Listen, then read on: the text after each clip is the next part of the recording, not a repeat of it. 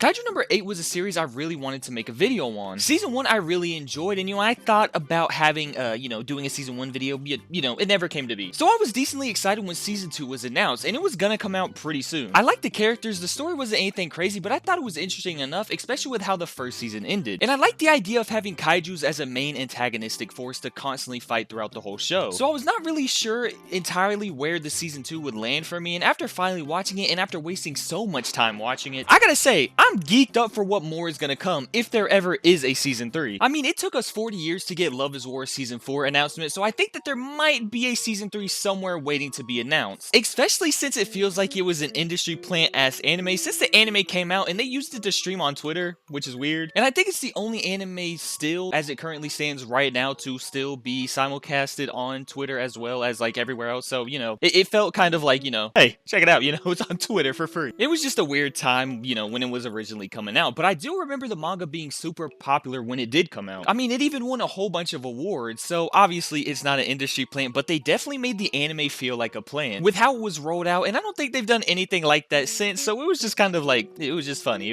more than anything. Enough about that goofy shit, let's talk about what you are here for, and that is kaiju yap. One thing I've always liked about this series is the use of kaiju. I love these things ever since I was a small child. I thought the Godzilla movies were cool as fuck, because they are these big ass monsters that we have no hope in stopping, so when this show introduced a way to kill these fuckers, I was very intrigued. So my interest in this series was piqued, but watching it and seeing an Unk get kaiju powers, that made me even more engrossed in the series. Then he tried one final time to achieve that dream to stand next to his childhood friend Mina and destroy all the kaijus in the world. So that's how I got very interested in the series. So coming off season 1, actually before we continue, I gotta say, first off, if you haven't watched season 1, please do it, please watch it. It's very easy to get into, it's simple, and I think it's a perfect show to show someone to get them into anime. It's a nice balance of fun and action. You don't get crazy expectations put into your head starting off with something crazy like AOT, for example. But really, watch the show, and back to what I was saying, spoilers for season 2. Going into this season, I was glad they actually addressed Kafka's whole situation after the fight with the director. He loses control in that fight, so seeing him constantly worrying about losing his mental control of himself to a point where he'd kill everybody that is important to him, he's just so scared that his worst fears would come to pass, but sadly, it gets solved relatively quickly. It's like 2 episodes he deals with this struggle of being scared of transforming, and Shinomi is just like, we got your back, shawty. Don't underestimate us. We grind and work hard too. So if you lose control, we will whoop your ass. Which flips his switch back in his head, allowing him to finally transform once again, because he trusts all his comrades. Which I don't know what more I would have wanted, but it just felt so quick to me personally. Before I get into the depths of season 2, I really want to talk about the main villain of season 2, being Kaiju number 9. This fucker right here, I had zero idea he was gonna be this locked in. I really thought he was just gonna be some main antagonist of the second season where we wouldn't have to really worry about him past an arc or two. I just really thought they set him up in season 2 to play a big part, but not a massive part, but fuck no. This dude plays the biggest part in the climax of the season. They foreshadowed him evolving, but I didn't think he would get to this level, where he is arguably rivaling the strongest member in the defense force. Like, not only does he rival him,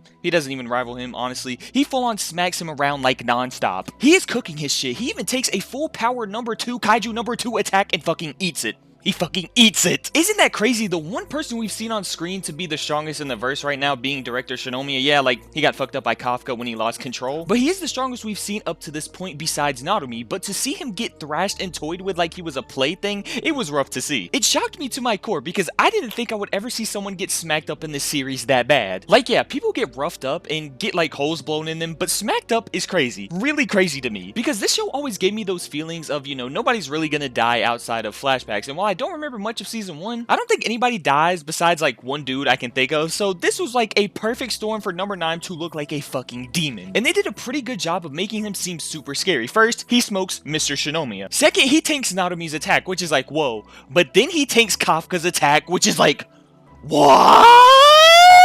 I don't even know if I'm gonna leave that in. How are they even supposed to take this fucker down? Like, genuinely. He allegedly killed Shinomiya's dad, but don't worry, Shonen Jump, I'm familiar with your games here. I'm a One Piece fan, so I know these type of games. So maybe he is dead, but he's probably dead, but Shonen Jump, they're kind of like... he might not be dead perchance. Y'all might think y'all are playing chess, but with me, I'm playing checkers, so until I see him waving in the afterlife, I'm not believing a word. But let's go ahead and assume that he is indeed dead. To be the first person on screen that is kind of like a big monumental death is crazy as fuck. Like, we just had Shinomiya's flashback prior showing her mother getting cooked by a kaiju, so I didn't think there would have even touched her father, but no, they threw him into the pits of hell and said you're never getting out. So I was like, wow, what a way to show off Kaiju number 9's powers. I thought it was a perfect way to show off his new form and making him feel threatening without him just shitting on Kafka. And it also keeps Narumi's stocks high since, you know, he didn't end up fighting him fully and did some damage to him before he left with number 2's powers and Mr. Shinomiya's body. So they did a really great job of making number 9 a demon. One I didn't believe had it in him, but deep down, Unk really had it in him. I thought he was bitchless, holeless, whatever the fuck you want to say. I thought he was all of that, but no. Charlie, hey, did that guy just turn into sand? Yeah, she got a little bit of sauce to him, bro. He got a little bit of sauce. Now the stage is set for the climax of the season. What the fuck does our new main trio even do? They even have a huge power vacuum where Mr. Shinomiya used to be, but they solved that pretty quickly too, just by, you know, moving up his vice president behind him. So now that he's the new director of the defense force. His death though did do something to me, even if it was a subtle movement in my tear ducts. The way they set it up was so good because he finally gave Shinomiya that validation she's been wanting to hear for so long, and for that to be his last words to her was pretty cool. And mixed with the flashbacks of her mom, it hit me in the heart. It was pretty sad. Like, the whole reason she was doing this was to get revenge for her mother, and the same for her father. They wanted to get stronger to defeat, like, so no, basically nobody had to die again and get revenge for their mother, and now she ends up losing both of them. It's pretty fucking sad, to be honest. Now we got our in-game villain who is literally a demon now, so what does the new main trio even do? They're so far behind in power level, it feels like it could literally be impossible for them to even take him down, even combined with all three of them. So all of the defense force members get super cracked out. Reno, a character that has definitely been sidelined since Kafka has been in the first division, gets a nasty ass buff. He gets a suit number. Yes, a literal suit number like that all the, you know, big boys wear. He gets Kaiju number 6's powers, which hasn't been compatible with anybody, and has the ability to actually be decently compatible with the suit, which, by the way, number 6 was the strongest Kaiju that they had seen to date. I like that we see how, you know, his mental plays into how strong the suit can get and how cracked it is and how much it buffs him up, but it also strains the user's body really bad, and they also gave someone else a numbered suit. Shinomiya, who takes on her mom's suit, which utilizes Kaiju number 4, so now she has the powers of 3 and 4, which is fucking nuts. And she just aura farms like fuck, because this suit is cool as shit, bro. Look how cool it is. This shit is aura. Respectfully, it is aura. Narumi just gets a cooler suit, like a little more aura added to him. Kafka just trains a bit harder to help more in his human form and not rely so much on his Kaiju powers, because they're slowly permanently turning him into Kaiju number 8. Then you have Hoshina, the vice captain, who has a little plot going with Kaiju number 10, who gets turned into his new suit while it's also sentient, so they get into these arguments about what they should do and what they shouldn't do, which is fun to see. When he fully dives into the 10's powers, they have some nice banter and a really clever way to get him up in terms of power to the rest of them. Even a character I thought was gonna be kind of side fodder, Iharu, gets a buff. Well, not a buff, but an ability that we don't fully know about yet. But it seems like when he locks in, he grows in power level, and when he unlocks in, he loses power level. But I see everybody get all these cool ass abilities, all these cool buffs, cool ass new suits. Then there's Mina, who is super important to the story, yet she just gets a bigger fucking gun, and it's like, oh, look at all this cool shit. Here, big gun. I know she is a long-range expert, but she has been so important to our main character and how he wants to get to the point where she's at and stand by her side. I just feel like she gets sidelined compared to everybody else. Like, they could have done something more with her. I feel like we hardly get to see her. And when she does show up, she's super badass, but like, I wish there was more from her. Like, why couldn't she get a cool new suit instead of a big gun, or like more crazy powers? I don't know, something besides a big fucking gun! There isn't much of a cooldown between, you know, number 9 absorbing Shinomiya and the final attack on Japan. It feels like maybe we could have got an episode or two, but so much is going on, you don't really feel like it's a cooldown arc, but I don't think it's that big of a problem. What makes the fight with Kaiju number 9 so interesting is the fact that he now absorbed Mr. Shinomiya. So now number 9 knows everything that Mr. Shinomiya knew. He knows the weakest, where everything is at, and how everybody works and what strategies they will even use. So it does allow for a lot more interesting fights to take place. And the thing with Kaiju number 9 here is he can actually spawn a multitude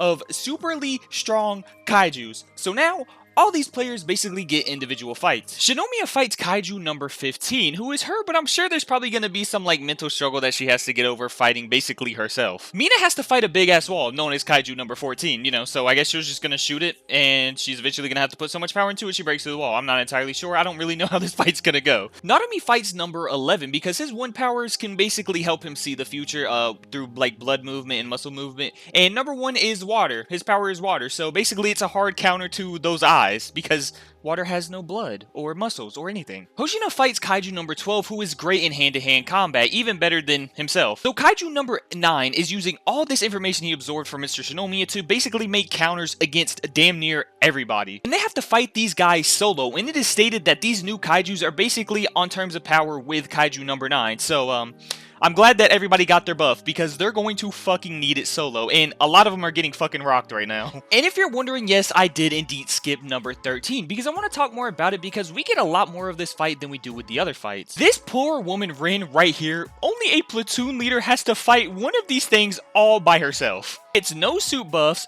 just regular guns, but she shows the determination it takes to fight these things to make sure that it isn't in vain. She tries her hardest, but holy shit, this is an ass beating I wasn't expecting. I thought Kafka was gonna show up before she got fucked up, but no, she gets all the way fucked up. And Kafka finally fucking saves her after, you know, wasting too much fucking time to transform to save her ass. And that is exactly where they decided to fucking end it on, a cliffhanger. Right when everything was finally starting to reach the peak, they're like, huh, goodbye, tune in next season because we're gonna postpone all these fights and make your ass wait for season 3. So much stuff that happened in this season that I didn't expect. It was relatively a good season. I think it was better than the first, but I still had some problems. Like, Mina, please, next season, give her something to do that isn't just manning a big ass gun. Because she is so badass. Like, I want to see her do more, and maybe she's so badass because we hardly see her, and when we do see her, she's doing something pretty fucking cool, but I would really like to see more of her doing something fucking nuts. This season was action-packed, full of fun and everything in between, but man, what a way to end the season. Also, why did Narumi just kill Godzilla? And obviously, I know, for legal reasons, this is not Godzilla, but why did he do this? Why?